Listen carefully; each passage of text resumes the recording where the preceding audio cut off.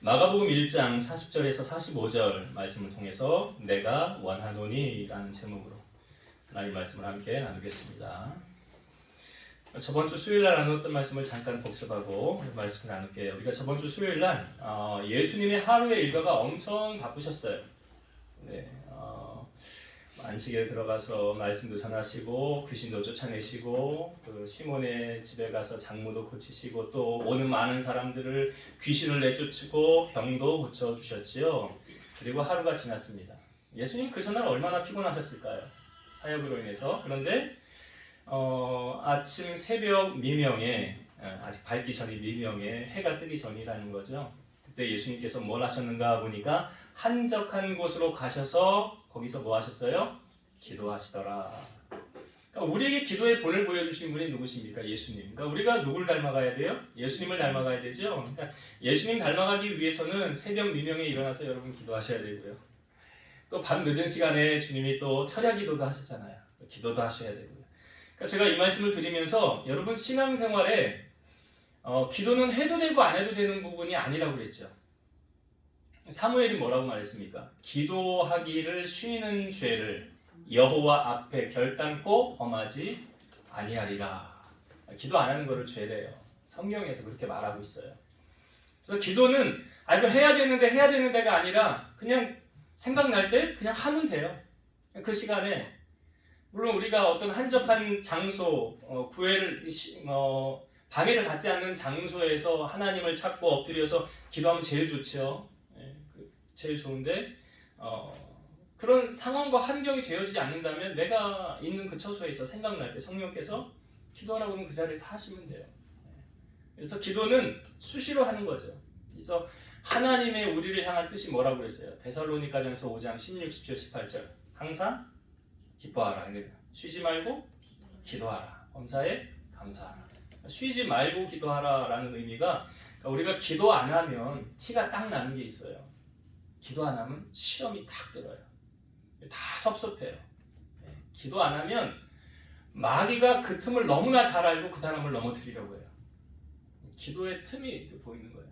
딱 건드리면 넘어지겠구나. 기도 안 하는 사람. 딱 건드리면 넘어져요. 그 약점을 딱 보이는 거예요. 기도하는 사람은요. 무기를 딱 들고 있는데 마귀가 넘어뜨리지 못하죠. 그래서 예수님이 겟세마네 동산에서 특별히 수제자 3명 베드로와 야고보와 요한을 데리고 다니시면서 하신 말씀이 무엇입니까? 시험에 들지 않도록 깨어있어. 뭐하라? 기도하라. 시험에 들지 않도록 깨어있어 기도하라. 그러니까 예수님께서 우리에게 기도의 본을 친히 먼저 보여주셨고 우리가 예수님 닮아가기 위해서 기도로 깨어있어야 된다. 그 한 가지는 아는 것. 또 하나는 예수님께서 사람들이 예수님을 찾습니다. 그랬더니 우리가 다른 가까운 마을들로 가자. 거기서 주님 뭐 하신대요? 뭐 하신다고 그러셨죠? 전도하신다. 전도가 뭐라고 그랬어요? 예수님 전하는 거예요. 전도예요. 예수님 전하는 거예요. 그 공부를 대학까지 대학원까지 박사까지 나와야 전도할 수 있나요? 아니요. 학교 문턱에 들어가지 못한 분들도 전도 얼마든지 하실 수 있어요.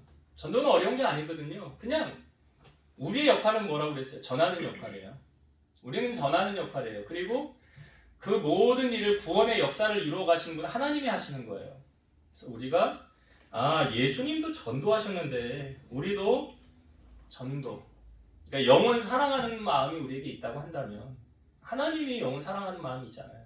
우리가 하나님의 마음을 우리가 품는다면 영혼 사랑하는 마음이 있는 거 아닙니까? 그래서 예수님도 전도하러 오셨구나, 전도하셨구나.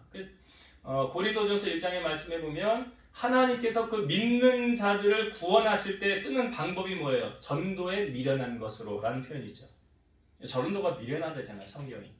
그건 무식한 거예요, 어떻게 보면. 이런 원리 절차를 가르쳐주는 게 아니에요.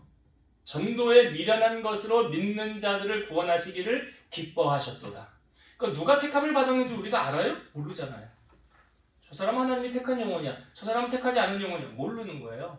그런데 우리는 그냥 우리의 역할만 하면 되는 거예요. 뭔 역할이요? 증인된 삶, 전하는 삶. 그리고 구원의 역사는 누가 일으키시는 거예요? 하나님이. 그러니까 문제는 뭐냐면 누가 전하지 않은데 들을 사람이 어디 있느냐는 거죠. 우리가 전하지 않으면 어떻게 들어요? 못 듣잖아요. 예수님도 그 전도 그걸 전함으로 듣게 하셨더라. 그래서 마지막까지 우리가 사명 감당하는 건 뭐냐면 내가 주신 그 사명 땅끝까지 이르러 증인된 삶, 전하는 삶, 주님의 증거하는, 주님을 증거하는 그러한 삶이 되어져야 된다라는 것을 우리가 저번 주에 나누었습니다. 자, 오늘은 내가 원하노니라는 제목으로 말씀을 정해봤는데요. 내가 원하는 건, 누가 원하는 건 예수님이 원하신다는 거예요. 오늘 본문에 보니까 한 나병 환자가 나와요. 예수님 앞에 꿇어 엎드려 간구하면서 이렇게 말하죠. 원하시면 저를 깨끗하게 하실 수 있나이다. 근데 여러분, 이 말이 어폐가 있다는 건 아십니까? 성경을 보면 이상하다? 라고 느껴지는 부분이 없어요? 나병 환자가 지금 예수님을 찾아왔다고 그러잖아요. 근데 여러분, 나병 환자는 어떻게 생활해야 됩니까? 그렇죠. 격리돼야 돼. 이게 레위기 13장 46절에 보면 병 있는 날 동안은 늘 부정할 것이라 그가 부정한즉 혼자 살되 진영 밖에서 살지니라. 진영 밖에서 공동체 생활을 못하고 격리 수용되어져 있는 거죠. 쉽게 말하면 그런 원리로 보면은 이 나병 환자가 지금 예수님 앞에 나올 수 없는 환경이잖아요. 예수님 앞에 나왔다는 것은 지금 불법을 행했다는 거예요. 법을 어긴 거예요. 비슷한 사건이 뒷부분에 보면 혈류증, 12년 동안 혈류증으로 고통받던 여인이 있는데 이 여인도 예수님에 관한 소문을 듣고 예수님 앞에 나오게 되죠. 원래 나오면 불법이에요. 나오면 안 되는 거예요. 근데 그 여인도 나오는, 나중에 본 말씀을 나누겠지만 여러분 법은 지키라고 있는 거 아닙니까? 이 나병 환자가 만약에 법대로 살면 법을 지킨다고 한다면 예수님 앞에 나와서는 안 되는 거죠. 나오면 안 되는 거예요. 코로나가 확산되어지면서 정부에서 정책이 되게 심할 때 그 교회에서 예배드릴 때 인원 제한 들어갔었죠. 20명만 예배드려라. 1000명씩 5000명씩 모이는 데서 20명 앉아서 예배드리라는 것은 스태프만 나오라는 거예요. 성도들은 한 사람도 나오지 말라는 거예요. 개척교회는 다 해봤자 20명 안 되니까 다 나와도 되는 거죠. 근데 큰 교회는 그런 영향이 있었던 거죠. 그럼 그럴 때 온라인으로 그리고 예배해라. 이게 성경적입니까? 아닙니까? 성경적이지 않아요. 성경에는 뭐라고 말하고 있습니까? 여러분, 우리가 구약의 법만 따른다고 한다면 유대교 따르는 사람이거든요. 예수님 아직 안 오셨어요. 예수님 메시아로 인정하지 않아요. 근데 우리는 구약과 신약을 다 인정하잖아요. 예수님 우리 위해서 오셨고 십자가 지셨고 죽으셨지만 사흘 만에 부활하셨고 살아나셔서 40일 계시다가 하늘로 올라가셨다. 그리고 구름 타고 다시 오신다고 한다. 이게 성경에 다 신약에 보여지는 거잖아요.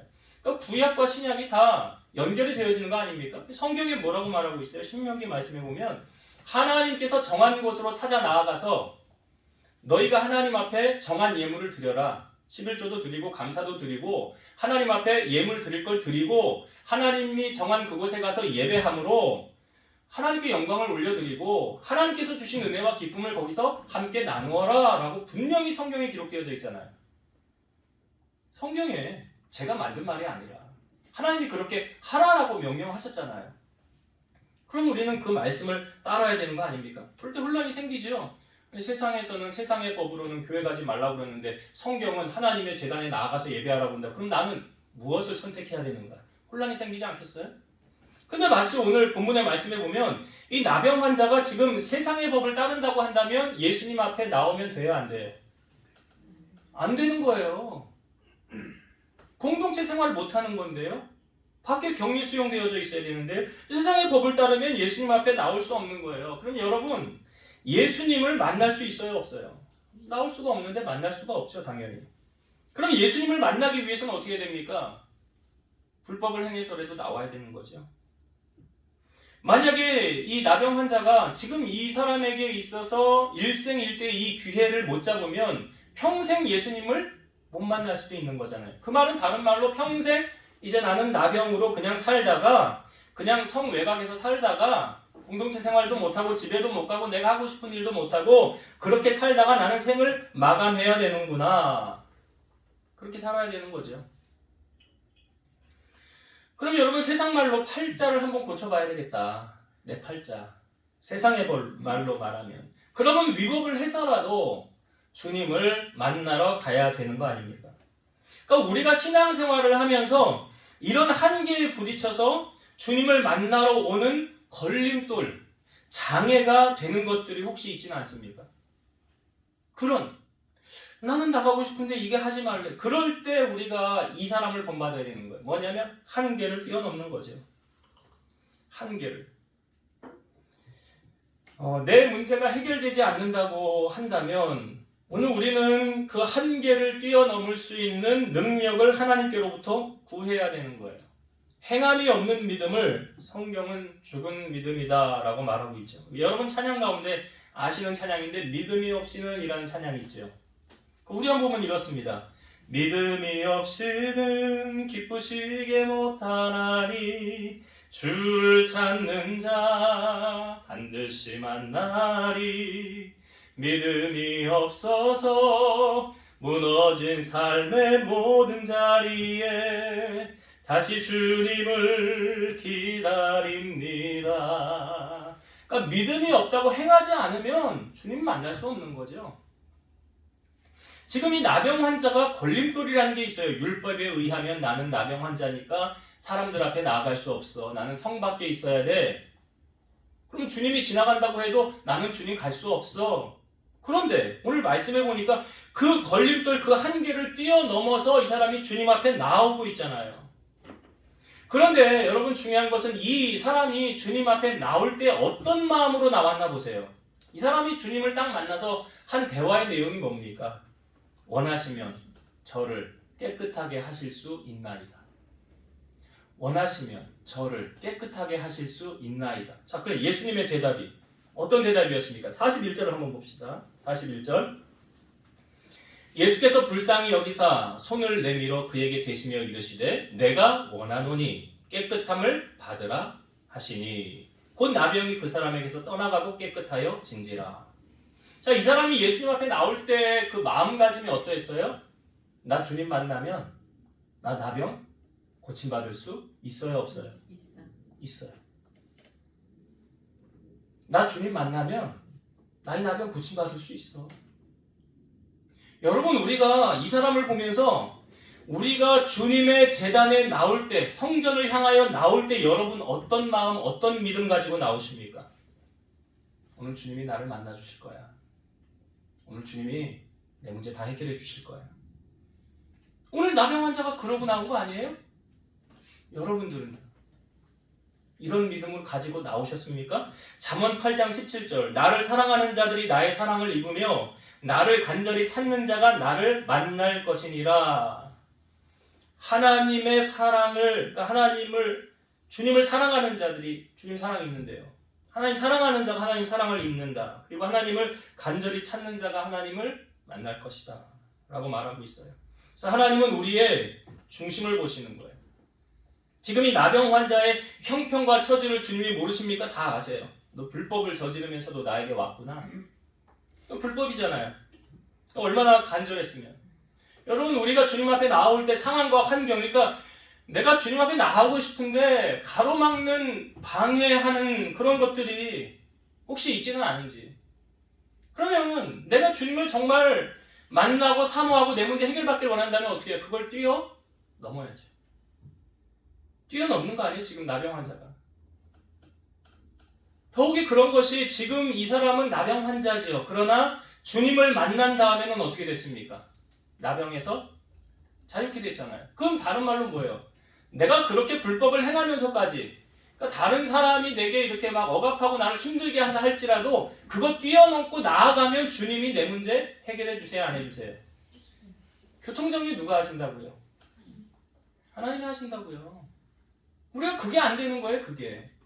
그것만 되면 주님이 알아서 해결해 주시잖아요. 지금 불법적으로 율법을 어기면서까지 주님 앞에 왔지만 주님을 만난 다음에는 자유인 된 거 아니에요? 깨끗해졌잖아요. 그럼 불법 아니잖아요. 그 이후로부터는. 그 이후부터는 자유함 얻은 거 아닙니까? 그러니까 합법화가 된 거예요. 네. 자유함 얻은 거예요. 요한복음 8장 32절 진리를 알지니 진리가 너희를 자유롭게 하리라. 주님 만나면 자유함 얻는 거예요. 자유케 되는 거예요. 자, 이 사람이 자유케 된 후에 예수님께서 이 사람에게 두 가지를 당부하십니다. 성경을 한번 볼게요. 44절. 이르시되 삼가 아무에게 아무 말도 하지 말고 가서 내 몸을 제사장에게 보이고 내가 깨끗하게 되었으니 모세가 명한 것을 드려 그들에게 입증하라 하셨더라. 두 가지를 주님이 요구하고 계십니다. 첫 번째, 삼가 아무에게도 아무 말도 하지 말라라는 게 첫 번째고, 두 번째는 내 몸을 제사장에게 보이고 모세가 명한 것을 드려서 그들에게 입증하라라고 말씀하고 계세요. 두 가지를 다 살펴볼 때 먼저 나병 환자가 아닌지를 판단하는 사람 누굽니까? 제사장이죠. 제사장이에요. 예수님이 아니에요. 예수님이 아니에요. 그러니까 나병인지 아닌지를 판단하는 사람이 제사장인데, 그러면 이 사람이 정말 깨끗하게 고침을 받았는지 아닌지를 누구에게 가서 보여야 되는 거예요? 제사장에게 보여야 되는 거예요. 제사장에게 가서 공식적으로 선포를 받는 거예요. 그리고 나병이었던 사람이 고침을 받으면 이 나병에 관해서는 레위기 13장, 14장에 자세하게 소개를 되고 있어요. 근데 거기서 보면 그 제사장이 판정을 받고 이제 깨끗하게 고침을 받았으면 산새 2마리와 백향목, 홍색실, 우슬초를 드리고 8일 후에 흠 없는 어린 순양들과 암양 하나를 드려라. 그래서 제사장이 이제 이 사람은 나병에서 자유케 되었다라고 선포를 하는 거예요. 그러니까 예수님께서 이렇게 이 사람에게 지금 분명히 고침 받았잖아요. 그럼에도 불구하고 제사장에게 가서 이렇게 하라고 하시는 이유는 뭘까요? 예수님은 율법을 폐하러 오신 분이 아니시죠. 완성하러 오신 분이세요. 마태복음 5장 17절, 내가 율법이나 선지자를 폐하러 온 줄로 생각하지 말라. 폐하러 온 것이 아니요 완전하게 하려 함이라. 그러니까 성경에 보면 하나님은 어지러움의 하나님이 아니래요. 하나님 질서의 하나님. 그래서 교회도 보이지는 않지만 우리가 모든 일을 질서대로 해야 되는 거예요. 질서대로. 뒤죽박죽 혼돈하게 하는 거 아니에요. 교회는 질서를 지키고 이렇게 나아갈 때 평안하게 든든하게 세워져 가는 거예요. 예수님도 율법을 완성하러 오신 것입니다. 만약에 예수님이 메시아고 내가 너 고쳐줬으니까 너 이제 자유하게 다녀. 제사장에게 안 가도 돼.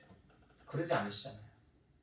무엇입니까? 주님의 모든 일을 절차대로 질서 있게 혼란스럽지 않게 그렇게 일을 행하셨더라.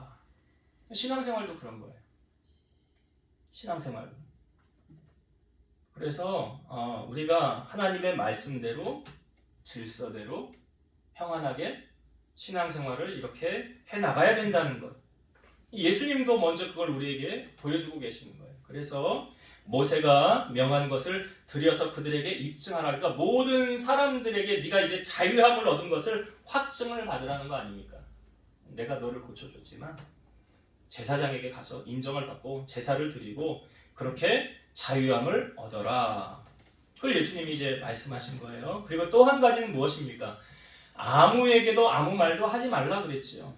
아무에게도 아무 말도 하지 말라라는 것은 내가 고침받은 것, 나병으로 고침받은 것을 사람들에게 말하지 말라라고 주님 말씀하신 거예요. 왜 그랬을까?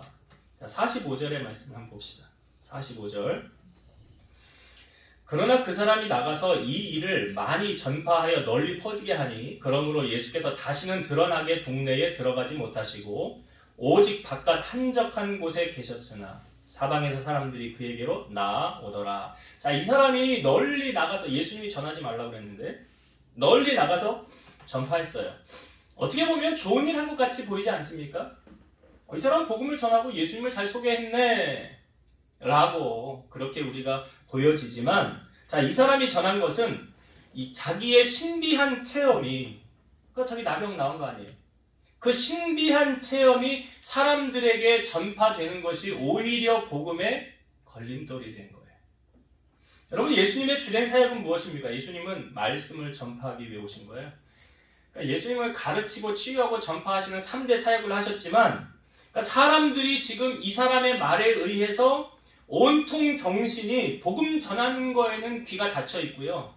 이적을 행하고 예수라는 사람 믿으면 말이야 병도 다 고쳐준대. 경제적인 문제 다 해결받는데 여러분 교회가 요즘 잘못되어져 가는 부분 가운데 한 가지가 뭐냐면 교회 나가면 복 받는데 이게 뭐예요? 기복주의예요. 이 기복주의라고요. 교회 나가면 복 받아. 그러니까 너도 복 받기 위해서 교회 나가야 돼. 맞아요? 틀려요? 교회를 다니는데 복을 못 받으면 틀린 거잖아요. 그러면 교회 다니지 말아야 되잖아요. 그거 아니잖아요. 들어보니까. 복 받기 위해 교회 나간다? 그건 기복주의예요. 그래서 요즘 교회가 잘못되어지는 부분이 뭐예요? 진실된 복음을 증거하기보다 성도들로 하여금 어떻게 하면 복 받을까 마치 복 받는 원리를 가르쳐 주는 것처럼 이 기복주의에 잘못되어 가는 거예요. 그러니까 예수님이 지금 이 나병 환자에게 전하지 말라고 하는 이유가 뭐냐면 진실된 복음, 예수님이 원하시는 그 복음을 전하는 것보다 세상적인 문제를 해결해 주기 위해 이 땅에 오신 예수님. 인류의 구원자로 우리를 구원해 주기 위해서 죄에서 자유케 하기 위해서 이 땅에 오신 게 아니라 그냥 예수님이 왕 되면 우리 먹고 사는 거 문제 없어. 걱정 안 해도 돼. 너 병 이제 주님 앞에 오면 다 고침받아. 마치 그런 식으로 잘못되어지는 거예요. 여러분 우리가 예수를 믿고 은혜를 받으면 어떤 변화가 생깁니까? 내 마음속에 감사가 넘쳐나요. 그리고 자족하는 마음이 생겨요. 그리고 하나님이 나와 함께 하신다. 나는 넉넉히 이긴다. 그리고 주님이 주시는 평안이 내게 임해요. 그리고 잃었던 기쁨이 회복되어져요. 내 문제는 하나도 해결되어지지 않았어요. 그런데 내 안에 넘치는 기쁨이 생겨요. 뒷배가 든든한 나는 배경이 있어. 아무것도 아직 해결 안 됐는데 태산같이 해결돼야 될 문제가 많은데 그런데 달라진 건 하나도 없는데 은혜 받고 나면 마음이 평안해. 잠이 잘 와. 걱정이 떠나가요. 이게 복 받는 거하고 상관이 있어요? 없어요? 아무 상관이 없어요. 아무 상관이 없다고요. 근데 마치 복을 쫓아가는 것처럼 그러니까 지금 예수님이 당부하는 게 뭐냐면 이 사람 나가서 전할 때 야 이제 예수라는 사람만 믿어봐. 그럼 너 문제 다 해결받는다. 너 경제적인 거 이제 너 부자 될 수 있어. 너 질병으로 고통당하지? 너 그거 다 고침받을 거야. 그럼 예수 믿는 사람들 다 부자 되고요. 다 병 걸리지 말아야 되고요. 다 그렇게 살아야죠. 근데 그래요? 아니잖아요. 진정으로 주님이 원하시는 건 우리에게 요구하시는 것이 무엇입니까? 그런 문제 속에서도 그 문제를 해결할 수 있는 믿음과 능력을 우리가 소유하는 거잖아요. 그걸 뛰어넘을 수 있는. 아무리 태산같이 내 사방으로 문제에 둘러싸여 있다 할지라도 그 문제를 뛰어넘고 이길 수 있는 은혜를 우리가 공급받는 거 아닙니까? 그런 신앙생활 하는 거잖아요. 성경의 한 부분을 한번 찾아봅시다. 자, 고린도 후서 6장을 한번 찾아볼게요. 뒤로 넘기셔서 고린도 후서 6장을 한번 찾아볼게요. 고린도 후서 6장 여기 1절부터 한번 볼게요.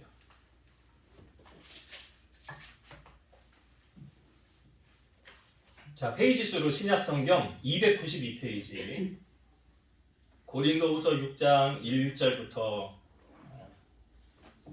다 찾으셨죠? 제가 읽어볼게요. 우리가 하나님과 함께 일하는 자로서 너희를 권하노니 하나님의 은혜를 헛되이 받지 말라. 여기도 보면 세상적인 기복적인 그런 것들 추구하는 것 그런 게 아니라는 거예요. 하나님의 은혜는. 자, 이르시되 내가 은혜 베풀 때에 너에게 듣고 구원의 날에 너를 도왔다 하였으니 보라 지금은 은혜 받을 만한 때요 보라 지금은 구원의 날이로다. 우리가 이 직분이 비방을 받지 않게 하려고 무엇이든지 아무에게도 거리끼지 않게 하고 오직 모든 일에 하나님의 일꾼으로 자천하여 많이 견디는 것과 환난과 궁핍과 고난과 매맞음과 갇힘과 난동과 수고로움과 자지 못함과 먹지 못함 가운데서도 이 얼마나 고난이 많아요. 예수 믿는데 예? 하나님의 일을 하는데 하나님의 일꾼들이 당하는 이 환난, 궁핍, 고난, 매맞음, 갇힘, 난동, 수고로움, 잠을 못 자는 거, 먹지 못하는 거 그런 고난이 임했다고 그러잖아요. 지금 예수를 믿는 과정 속에서도 6절 깨끗함과 지식과 오래 참음과 자비함과 성령의 감화와 거짓 없는 사랑과 진리의 말씀과 하나님의 능력으로 의의 무기를 좌우에 가지고 영광과 욕됨으로 그러했으며 악한 이름과 아름다운 이름으로 그러했느니라. 그 다음부터 잘 보세요. 우리는 속이는 자 같으나 참되고 무명한 자 같으나 유명한 자요. 죽은 자 같으나 보라 우리가 살아있고 징계를 받는 자 같으나 죽임을 당하지 아니하고 근심하는 자 같으나 항상 기뻐하고 가난한 자 같으나 많은 사람을 부유하게 하고 아무것도 없는 자 같으나 모든 것을 가진 자로다. 여기 반어법을 써서 이렇게 되었잖아요. 그러니까 예수를 믿음으로 말미암아 우리가 세상적인 복을 정말 많이 받았다면 유명해져야 되잖아요. 근데 여기 무명한 자 같으나 유명하다고 그러고요. 죽은 자 같으나 보라 우리가 살아있고 징계를 받는 자 같으나 죽임을 당하지 않고 근심하는 자 같으나 항상 기뻐하고 가난한 자 같으나 많은 사람을 부유하게 하고 아무것도 없는 자 같으나 모든 것을 가진 자로다. 그러니까 예수를 믿음에도 불구하고 변화되는 건 없어요. 난 아직도 무명이야. 난 죽어있는 것 같아. 난 아무것도 없어. 현실은 그렇다는 거예요. 현실은. 근데 은혜가 임하면 이게 어떻게 달라진다는 거예요. 무명한 자 같지만 유명한 자고 죽은 자 같지만 살아있고 징계받는 자 같으나 죽임 당하지 않고 근심하는 자 같으나 항상 기뻐하고 가난한 자 같으나 많은 사람 부유하게 하고 아무것도 없는 자 같으나 모든 것 가진 자로다. 현실은 그렇지 않은데 은혜가 임하고 나니까 이게 상황이 바뀌어지더라는 거예요. 이게 이렇게 달라진 거예요. 신앙생활이 이런 거예요. 현실은 바뀐 게 하나도 없어요. 근데 옛날 과거하고 지금의 나의 모습은 완전히 그 상황을 해석하는 능력이 달라진 거예요. 이게 신앙생활이에요. 그래서 이기는 거예요. 그래서 넉넉히 이기는 거예요. 그래서 내게 능력 주시는 자 안에서 내가 모든 것을 할 수 있느니라는 그 말씀 앞에는 내가 풍부에도 처해봤고 궁핍에도 처해봤고 배고픔과 배부름과 내 모든 것의 일체의 비결을 내가 배웠노라. 그 다음에 나오는 말씀이 내게 능력 주시는 자 안에서 내가 모든 것을 할 수 있느니라. 그러니까 주님의 능력이 내게 임하면 뭐 배부르고 배고프고 그런 게 중요한 게 아니에요. 유명하고 무명하고 그런 게 중요한 게 아니에요. 뭐가 중요한 겁니까? 주님과 나와의 사랑이 제일 중요한 거예요. 주님과 나와의 관계가 제일 중요한 거예요. 신앙생활. 그러니까 우리가 신앙생활을 하면서 잘못된 격길로 빠진 그러니까 은사를 많이 추구하는 은사주의자들이 잘못되어진 가는 길 경우가 뭐냐면 너무 그쪽으로만 은사 오직 은사만 막 어떤 사람 병고 쳐졌대. 이게 그러다가 잘못돼가지고 복음의 본질은 잃어버리고 잘못되어져가는 마치 이거 뭐냐면 그 무당이 전보듯이 신앙생활을 하는 거예요. 그런데 맨날 이상한 데 찾아다니고 머리 들이밀고 그게 나쁘다는 건 아닌데 너무 그쪽으로 치우치고 잘못되어지면 지금 예수님의 복음의 본질이 가려지고 있잖아요. 신앙생활이 그렇게 가면 안 되는 거예요. 신앙생활 말씀 중심으로 가야 돼요. 자, 이제 말씀을 정리하고 마치도록 하겠습니다. 오늘 한 나병 환자가 예수님 앞에 나오는 것 자체가 어폐가 있다고 그랬죠? 하나님 말씀, 그러니까 율법을 지키지 않은 거잖아요. 다시 말해서 불법을 행한 거예요. 말씀한 대로 순종해야 되는데 왜 이 사람은 이렇게 해? 왜 예수님 앞에 왜 나오는 거예요? 그러니까 그 한계를 뛰어넘는 거예요. 여러분 은혜는요. 한계를 뛰어넘는 자가 맛볼 수 있는 거예요. 그 나를 가로막고 있는 그 담을 뛰어넘어야 은혜가 임하는 거예요. 나병 환자에게 다시는 올 수 없는 기회일 수 있잖아요. 예수님 만나는. 여러분 우리가 은혜는 정말 사모하는 사람이 받는 거 아닙니까? 내가 얼마나 그 은혜를 사모하는지. 그래서 여러분 성전에 나올 때 주님이 너 어떤 마음으로 여기 와서 앉아서 예배 드리는구나 그거 모르세요? 아세요? 아신다고요. 그걸 안다고요. 그래서 이 나병 환자가 주님 앞에 나올 때 원하시면 저를 깨끗하게 하실 수 있습니다. 저 불법을 저지르면서까지 주님 앞에 왔는데요. 이제 주님이 나 낫게 해주실 거니까 그러면 나 불법 아니에요. 자유함 얻은 거예요. 그리고 주님께서 내가 원하노니 깨끗함을 받으라. 이게 주님의 마음 아닙니까? 여러분 주님이 우리가 망하길 원하시겠어요? 잘 되길 원하시겠어요? 그 뭐 부모가 자녀 키우는 마음하고 똑같잖아요.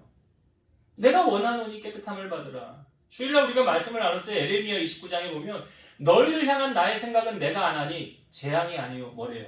평안이라. 장래에 너희에게 소망과 희망을 주려 함이니라. 이게 아버지의 마음이라고요. 예수님의 마음이 그렇다고요. 그러니까 그럼 중요한 건 우리가 은혜를 받기 위해서는 나의 한계를 뛰어넘어야 된다. 가로막고 있는 장벽을 뛰어넘어야 된다. 그러니까 주님 앞에 나올 때 이거 걸리고 저거 걸리고 나 그래서 못 나가요. 그러면 은혜 받겠어요? 그리고 주님 만나겠냐고요? 그거 뛰어넘어야죠. 그래서 이 사람이 주님 앞에 나왔을 때 행함이 없는 믿음은 죽은 믿음이구나. 그러니까 행함으로 자기의 믿음을 보인 거구나. 우리가 주님 앞에 나아갈 때도 내 믿음을 어떻게 하나님 앞에 보일 수가 있어요? 행함으로 보이는 거잖아요. 그러니까 아브라함이 이삭을 드릴 때 행함으로 의롭다함을 얻은 것이 아니냐 그러잖아요. 성경은. 여러분들이 어떻게 행하는가 여러분 자신을 한번 보세요. 하나님 앞에, 그러니까 주님 앞에 나올 때 어떤 마음 중심으로 하나님 앞에 나오고 있는가. 우리 자신을 날마다 점검하면서 주님 앞에 나오고. 그럴 때 이 예배가 정말 사모함 되어지고 기다려지지 않겠냐고요. 그 예배를 통해서 내가 어떻게 하나님을 영광을 돌릴 수 있을까? 왜? 그걸 통해서 주님이 내 문제 책임져 주신다고 하는데 그럼 나도 최선을 다해야 하나님 기뻐 받으시지 않을까? 그러니까 그런 메시지가 이 나병 환자의 삶을 통하여 우리에게 보여주고 있고, 두 번째, 예수님께서 이 나병 환자에게 두 가지를 명시하셨죠. 모세가 명한 것을 제사장에게 가서 보이고 드려라. 그러니까 예수님이 율법을 폐하러 오신 분이 아니라 완성하러 오셨다고 그랬어요. 그러니까 모든 일을 절차대로 질서 있게, 그래야 탈이 없고요. 교회도 그렇게 가야 되는 거 아닙니까? 교회도 그렇게 가는 거예요. 어떤 세상의 기업이나 무슨 일을 행함에 있어서도 갑자기 하루아침에 법을 만들어서 실행하고 그런 게 아니잖아요. 그래서 예수님도 이렇게 절차대로 질서 있게, 그래서 하나님은 어지러움의 하나님이 아니라 질서의 하나님이시다 라는 것. 또 한 가지, 나병 환자에게 나가서 전하지 말라라고 그랬어요. 그 의도, 목적은 무엇입니까? 복음의 본질이 흐려질까 봐. 그래서 교회 나가면 복받아. 물론 복을 받을 수 있어요. 근데 못 받으면 그럼 기복주의로 가는 거 잘못된 거예요. 그게 좀 나쁜 표현을 빌면은 정한수 떠놓고 거기다 갖다 그냥 빌어요. 그거하고 뭐가 달라? 교회가. 그렇잖아요. 주님은 그걸 원하시는 게 아니더라. 그래서 우리가 고린도서 6장의 말씀에 보면 상황과 환경은 바뀐 것이 없지만 내 문제 하나도 해결되어지지 않았지만 뭐가 바뀌었어요? 내 안에 마음이 바뀌었어요. 은혜가 임하고 나니까 그거를 해결할 수 있는 능력을 내게 주시고, 상황과 환경을 초월해서 하나님이 나를 위해 일하실 것이라는 믿음이 생기고, 내 안에 없었던 기쁨이 회복되어지고 평안이 임하고 믿음이 생겨서, 그게 달라지는 거 신앙생활이에요. 그래서 모든 문제 주님께 믿음으로 맡길 수 있는 은혜가 임하게 되는 거 아닙니까? 그래서 예수님이 복음의 본질이 흐려지지 않도록 전하지 말라라고 하는 거예요. 그래서 우리가 신앙생활도 어떤 이상한 거, 잘못된 거 믿고 따르는 것이 아니라 오직 예수 그리스도 한 분, 주님 한 분이면 나는 만족해요. 왜요? 주님이 나의 전부이시고 주님이 내 삶 모든 거 책임져 주실 거니까. 그런 믿음을 가지고 신앙생활하는 우리 성도님들 다 되시길 주의 이름으로 축원드립니다. 기도하시겠습니다. 지금도 살아서 역사하신 하나님, 우리가 어떤 마음으로 하나님 앞에 나와 예배하는지 오늘 한 나병 환자를 통하여 우리에게 주시는 메시지를 나눴습니다. 이 나병 환자는 불법을 행하면서까지 주님 앞에 나왔습니다. 자기를 가로막고 있는 그 장벽을 뛰어넘어 주님 앞에 나왔습니다. 그럴 때 주님께서 그 사람의 질병을 고쳐주시고 회복시켜 주셨습니다. 오늘 우리가 주님 앞에 나아갈 때 우리를 가로막는 장벽이 무엇이 있습니까? 우리 사랑하는 성도들이 그 장벽 앞에 엎드려지고 넘어지는 것이 아니라 그것을 뛰어넘어 초월하여 나를 간절히 기다리시는 주님 앞에 나올 수 있는 믿음을 허락하여 주옵소서. 주님을 만남을 통해서 우리의 영혼이 새로워지고 상황과 환경은 바뀌지 않았지만 주님이 나와 함께 하신다는 믿음과 확신을 통해서 이전에 누리지 못하였던 기쁨과 평안함을 누리고 진리 안에 자유함을 얻어 승리하는 삶을 살아가는 우리 성도들이 다 되게 하여 주옵소서. 예수님 이름으로 감사하며 기도드리옵나이다. 아멘.